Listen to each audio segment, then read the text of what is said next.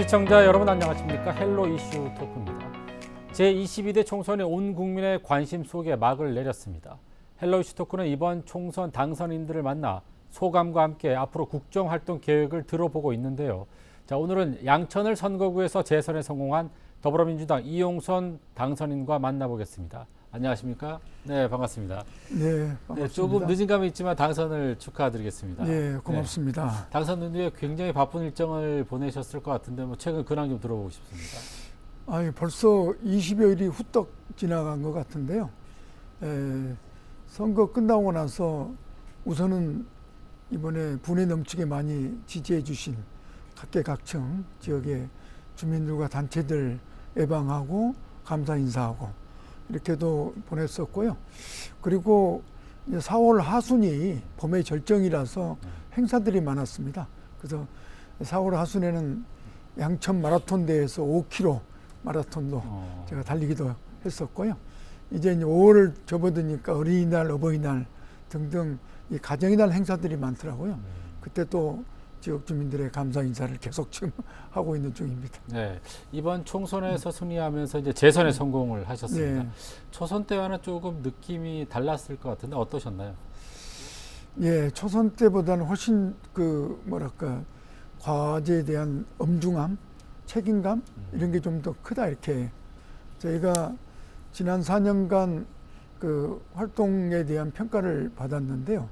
특히 그 중에는 코로나 때문에 2년에서 2년 반을 주민들과 소통과 교류에 좀 제약이 있었거든요. 그리고 양천구, 특히 양천을은 가불의 격차가 크고 여기에는 목동선 같은 지하철 문제를 포함해서 그 도시 개발, 주택 개발이라든지 또 공항 소음과 관련된 여러 가지 어려움들이 꽤 중첩돼 있는 그 과제가 많은 지역입니다. 그런데 지난 4년간 우리 주민들에게 정말 속 시원하게 진전된 것들이 많지가 않아서 그 점에 대해서 큰 죄책감을 갖고 이번에 선거에 임했다 이런 말씀을 드리겠고요. 네. 이런 걸 해결하기 위해서 정말 초심을 견지하면서 치열하고 열심히 더 성실하게 노력하겠다는 다짐을 하고 있습니다. 네, 이번 총선은 결과를 예측했을지는 모르겠지만 192석 야당 포함 네. 민주당 포함해서 야당이 압승을 했습니다. 사실은 이렇게 예상을 했는지를 모르겠는데 이 같은 총선의 결과 어떻게 받아들이시나요? 민심이 얼마나 무서운가 하는 것을 또다시 확인하는 계기였을 거라고 생각합니다. 저는 2월 중순까지는 사실은 이렇게 압승을 하리라고 생각을 못했습니다.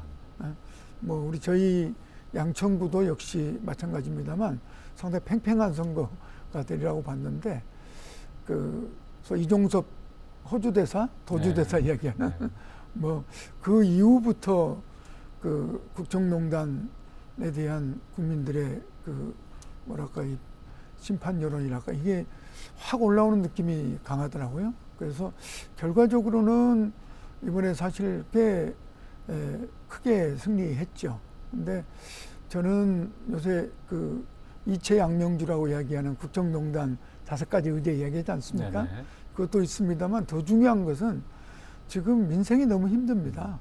특히 물가 폭등이라고 이야기하는 민생의 어려움들이 우리 국민들, 특히 주민들의 삶 속에서 아주 적나라해서 소위 민생 회복에 대한 욕구, 이런 요구들을 많이 하는 걸 봤고요.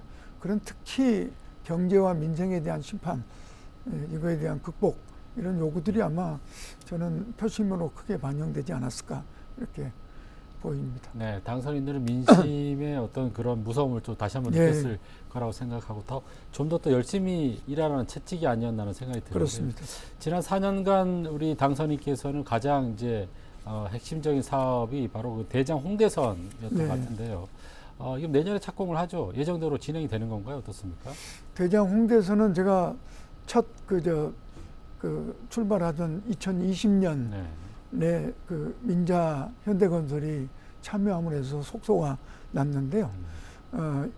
5월 8일 드디어 기재부의 민자 투자심의위원회가 열려서 그래서 그 사업자 선정, 지정과 그다음에 투자 협약이 확정이 됐습니다. 그래서 이제 남은 것은 이제 그야말로 절차입니다. 현대건설하고 투자 협약을 실시 협약을 맺게 되면 이제 실시 설계를 보완해서 내년 봄에 착공에 차질 없이 잘 진행이 되고 있다는 말씀을 드리겠습니다. 그래서 2031년이면 주민들이 6년 뒤죠. 2031년이면 주민들이 이제 그 이용을 할 수 있도록 그런 지하철 시대가 도래하지 않을까 이렇게 예측하고 있습니다. 네, 예정대로 이제 내년 봄이면 대장 홍대선이 이제 내년 첫 삽. 그 네. 1사분기에 착공 네, 첫 하는데 삽을 큰 뛰게 차질이 됐다. 없다 이렇게 네. 말씀드리겠습니다. 자, 대장 홍대선은 이제 예정대로 잘 진행이 되고 있는데 목동선은 조금 지지부진하다는 이제 얘기가 나오고 사실 있어요. 목동선과 대장 홍대선이 쌍으로 같이 가야만 같이 이제 환승도 하면서 사실 양천구나 서부 지역의 교통 문제 해결에 도움이 되는데 목동선이 그 생각보다 좀 지연이 되고 있습니다. 그게 이제 지금 기재부를 거쳐서 KDI의 마지막 예비 타당성 조사 절차가 2년 6개월째 지금 그 확정을 미확정 상태에서 사업성 보완을 계속 해나가고 있는 중인데요. 이것을 빨리 확정하는 것이 매우 중요한 과제입니다. 이번에도 총선 과정에서도 많은 주민들 양천 갑을 그 공통으로 이 그 목동선의 에타의 조속 확정을 통해서 사업이 추진되기를 아주 기대하고 그 요구하는 것들이 제일 컸습니다. 네. 반드시 22대에는 목동선 첫 삽을 이걸 뜰 수 빨리 있도록 해야 되고요. 이것은 아시다시피 방금 대장 홍대선이 그 실체계약이 되면 사업성이 반영이 되고 서부트럭터미널이 작년 8월에 물류단지 심의가 확정됐습니다. 이것도 좀 보완이 되고 목동 신시가지 14개 단지가 지금 소위 재건축 재개발이 급속도로 진행이 되고 있습니다. 그래서 대부분 그 안전진단도 다 통과했고 이제 그 정비사업 승인들이 속속 진행되고 있기 때문에 이것도 앞으로 5년 지나게 되면 아마 착공이 본격화가 될 것 같아요. 그렇게 되면 대체로 8년에서 10년 사이에 그 신도시들 현재의 그 2배 이상 되는 규모의 그 목동 신시가지가 들어서게 됩니다. 이걸 대비하면 여기에 교통대책이 목동선입니다. 목동선이 연내로 심의가 확정돼서 소위 저 에타가 확정돼서 그 설계 작업이 2년 걸리거든요. 그리고 착공하게 되면 역시 공사기간이 6년이에요. 이것도 8년에서 한 10년 사이 내에 준공돼야만 목동 신시가지의 교통 문제 대란이 안 일어날 수 있는 이렇게 연결되거든요. 그런 점에 있어서 빨리 심의가 좀 조속히 매듭지기를 기대하고 있고 지난주에는 오세훈 시장과 간담회를 통해서도 이 문제에 대해서 같이 좀 사태를 확인하고 인식을 같이 하고 그 공동으로 노력하기로 이렇게 좀 이야기를 나눈 바 있습니다. 네, 앞으로 경제성은 충분하다 이런 말씀이시죠. 네, 그렇습니다. 네. 자, 이용선 당선인께서는 이제 공약을 통해서 양천을 서울의 서남권 관문 도시로 발전시키겠다 이렇게 말씀을 하셨는데 앞으로 어떤 노력이 필요할까요? 예, 저희가 인천공항 특히 가까이는 김포공항의 바로 관문입니다. 거의 붙어 있죠.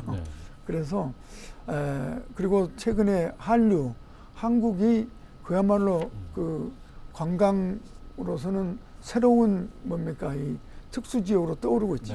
그래서 그 중국의 사드라든지 코로나 때문에 관광 수요가 많이 위축됐습니다만 작년 올해 그 한국 관광 그 뭡니까 저 방문의 해죠.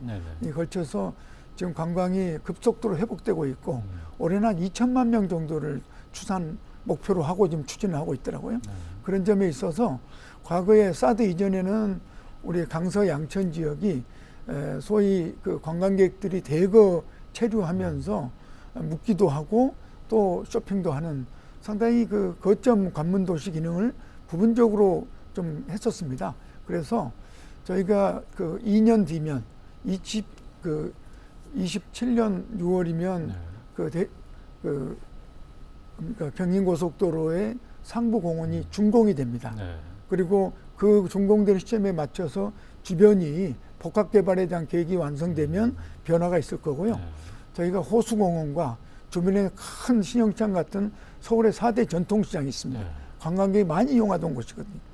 경치항창 이런 전통시장도 조금 저희들이 보완해서 좀 발전시키면 상당히 그 관광객들이 머무르고 쇼핑도 하고 또 즐길 수 있는 아주 멋진 그 기반을 많이 가지고 있습니다. 네. 그래서 로데오 거리도 좀 잘 그 계획을 수립해서 그런 복합 개발 계획을 잘 좀 수립하면 그런 관문 도시로서의 멋진 쇼핑과 관광, 그다음에 그 뭡니까 그런 좀 문화 체험할 수 있는 멋진 도시로서의 자원을 가지고 있기 때문에 그것을 이제 차근차근 저 계획을 잘 수립하고 지원이나 이런 사업을 추진하는 것들이 필요하지 않을까 이렇게 좀 생각하고 있습니다. 자, 우리 양천을 지역에서도 빠질 수 없는 의제가 바로 이제 김포공항이 인접해 있다 보니까 여러 가지 그와 관련된 어려움들이 있는데요. 네. 크게 뭐 두 가지로 보면 이제 고도 제한에 따른 재산권 침해 문제가 있을 수 있고 비행기가 날아다니면서 소음이 발생하기 때문에 소음 문제가 있는데 먼저 그 재산권 침해 문제 이 문제는 좀 어떻게 해결하실 생각이세요? 최근 몇 년간 부동산이 상당히 호황이었고 네. 개발이 촉진되는 분위기 속에서 네. 큰 신도시만이 아니라 소규모 개발 계획도 제도가 많이 촘촘히 정비됐습니다. 가령 공공재개발, 신속통합 그 재개발, 그리고 무슨 모아타운, 또 가로정비주택, 도시 그 재생사업 이런 여러 가지 그 도시개발, 주택 정비 사업들의 제도는 많이 개선됐습니다만 최근 들어와서 부동산 계획 조금 어렵고 또 물가 특히 건설 단가들이 많이 상승되면서 사업이 조금 위축 상태 어려움이 있습니다만 특히 저희 지역은 공항으로 인한 그 고도 제한에 아주 그 뭐랄까 직격탄을 받고 있는 지역이다 보니까 사업성 부족이 지금의 더 심각한 문제로 제기되고 있어서 작년에 통과된 도시재정비 촉진 특별법을 활용해서 여기는 사업성 부족한 부분을 국고 지원을 통해서 보완함으로 해서 사업을 촉진할 수 있는 제도입니다. 예를 들자면 그 지하 주차장이라든지 도로 공원 같은 기반 시설을 그 구 단위, 지자체 단위별로 1,000억 이내에서 그 공사비의 70% 이내 사업성을 좀 보완할 수 있도록 국고 지원을 할 수 있는 제도인데 이게 5월부터 시행이 됩니다. 그래서 이것을 활용해서 부족한 사업성을 보완함으로 해서 보다 공정하게 그 개발이 가능하도록 이런 것들을 좀 잘해서 그 도시재정비 사업을 촉진시켜야 될 것 같고요. 이것이 좀 부족하면 저희가 공항으로 인한 소위 고도 제한에 특수한 그 피해를 보는 지역인 만큼 이걸 좀 보완할 수 있는 그런 특별법을 지금 준비하고 있다는 말씀을 드리겠습니다. 네, 재산권 피해 문제는 이제 그런 식으로 네. 해결하시겠다는 말씀하셨고 공항 소음 피해 문제도 이제 상당히 큰 문제로 또. 네, 저희가 공항을 옮겨가는 문제는 정말 장기적이고 쉽지 않은 그 네. 과제입니다. 그런 점에 있어서 그 김포공항과 더불어서 좀 살 수밖에 없는데 뭐 저희뿐만 아니라 김해공항이나 제주공항도 특히 제주공항도 소음이 심각합니다. 그래서 주민들이 코로나 때 소음이 격감되다 보니까 코로나 이후에 더 소음에 대한 피해를 더 심각하게 느끼고 있어요. 그래서 이에 대한 그 보다 지원 내용들을 좀 발전시켜야 될 필요가 있습니다. 그런데 이 지원 사업 계획은 대체로 5년 단위로 고시를 변경해 나가면서 사업의 내용과 규모를 발전시켜 옵니다. 그런데 코로나 시대 때문에 제대로 사업을 발전시키지 못했어요. 예상 규모도 증액을 못 시켰고 또 사업도 당연히 그러다 보니까 확장도 지원이나 여러 가지 주민들의 요구를 포함한 사업을 제대로 지금 계획을 수립을 못하고 있습니다. 그래서 5년 단위 계획을 우선 기간을 3년 단위로 그 계획 수립 기간을 좀 단축하는 것을 제도화하려고 하는 거고요. 그 다음에 그 코로나 때문에 그 지연됐던 사업의 규모를 본래 한 500억에서 800억으로 증액 예정이었거든요. 이것도 좀 조속하게 좀 증액을 시켜서 실제 피해를 조금 더 실질적으로 보완할 수 있는 이런 걸 할 텐데요. 예를 들자면 그 대표적인 것이 이제 방음창 같은 지원 사업도 이것을 그 방음 시설 지원도 시간이 지나면 보완도 하고 또 그 현금 지원이 가능하도록 돼 있거든요. 그런 것도 좀 할 것이고 그다음에 전기료가 지금 40% 이상 인상됐습니다. 근데 이제 전기 요금은 저희가 할인은 똑같거든요. 그래서 전기 요금의 현실화, 그다음 기간에 그 뭐랄까 4개월, 5개월 이상 좀 늘리는 문제. 요즘 온난화 때문에 매우 더워요. 네. 그리고 동시에 그 지원 대상도 좀 늘려야 된다. 예를 들면 가정만이 아니라 상가, 주택, 상가 같은 경우 주택과 똑같이 소음에 고통을 겪고 있거든요. 네. 그래서 영세 그 소상공인, 그 상가, 가게에 대한 것도 역시 대상으로 확대하는 것들을 좀 적극적으로 추진해 볼 계획을 가지고 있다는 말씀드리겠습니다. 네. 사실 그 피해를 이런 걸 못 전부 겪어 제도를 바꿔야 네. 됩니다. 네. 피해를 그 항공기 소음 피해를 못 겪어보신 분들은 정말 상상하기 힘들다는 네. 얘기를 많이 들었는데 그 피해 주민들이 좀 피부로 느낄 수 있는 네, 정책을 좀 마련했으면 좋겠습니다. 자, 양천구가 서울시에서 소상공인 피해율이 가장 높은 것으로 알려져 있거든요. 지금 네. 경제가 굉장히 어렵기 때문에 소상공인들의 피해가 이만저만이 아닌데, 자, 지역 경제 활성화 굉장히 필요한 부분입니다. 어떤 대책이 필요할까요? 쉽지는 않은 주제입니다. 그러니까 그 기본적으로 그 중소기업 특히 소상공인 자영업자들의 코로나 시대도 그렇고 그 경제적 어려움이 집중돼 있죠. 서민층 계층이라고 봐도 과언이 아닌데요. 최근 1, 4분기에는 그 GDP 성장이 1.3%라는 상당히 작년 1.4% 성장해서 네. 50과의 거의 최하위 성장이었는데 올 1, 4분기는 갑작스럽게 큰 성장을 해서 좀 유심히 지켜보고 있습니다만 내용을 들여다보면 이 대기업, 수출 중심의 대기업 중심의 성장입니다. 그리고 특히 소상공인들은 폐업률이 18%일 정도로 경제 양화가 심각해요. 그래서 이 문제는 사실은 경제 정책이 전체적으로 좀 다시 좀 바뀌지 않으면 해결되기 어려운 문제라고 생각이 되고요.